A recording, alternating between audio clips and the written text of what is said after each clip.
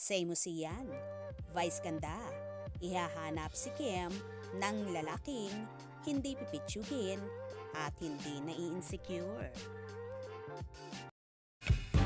I'm overheated, can hardly sleep at night,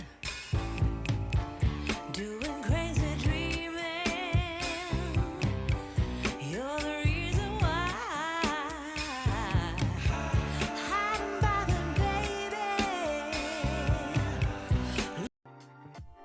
Sobrang supportive talaga ni Unbogable Star na si Vice Ganda at ang mga co-host sa It's Showtime kay Kim Chiu, kung saan napunta kay Kimi ang topic sa silent quitting sa Especially For You. Natanong ni Meme Vice Ganda si Kim at dito inamin ng dalaga na siya ang iniwan, kung saan sinabi pa na ang contestant daw ang tinatanong pero si Kim ang sumagot, na sinundot naman ni Karil na nalito lang daw ang dalaga na ikinatawa na lang ng lahat. Binuyo naman ni Vong Navarro si Kim kung gusto raw bang mag-guest ng dalaga sa naturang segment, at dito nga ay sinakyan na lang ni Chinita Princess.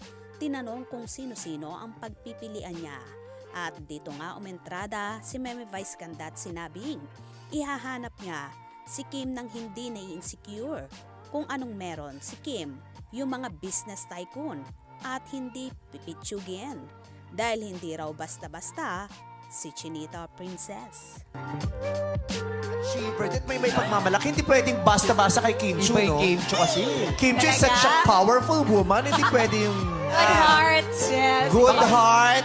Baka may suggestion ka kung sino rin. Yung may pangarap sa Buo ang pagkatao. May pangarap sa buhay. Sabi Hindi- kahapon eh. Yung may sapat siyang pagkatao na hindi niya i-insecure ang mga nangyayaring tagumpay ni Kim Chiu. Yung Ano ba, Ganun ba yun? Mag-isipan ko muna. Wishlist na.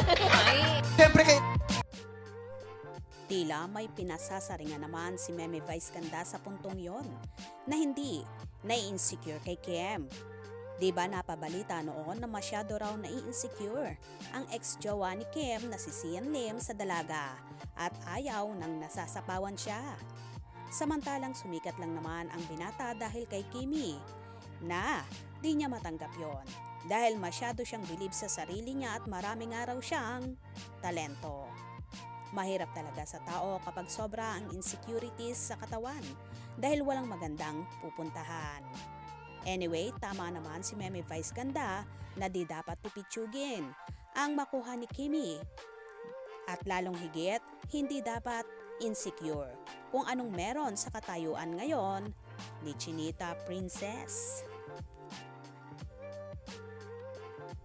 Well, for sure, darating naman yan sa tamang panahon, kaya maghintay lang tayo. Kaya naman tumutok at huwag na huwag pahuhuli sa mga maiinit na kaganapan.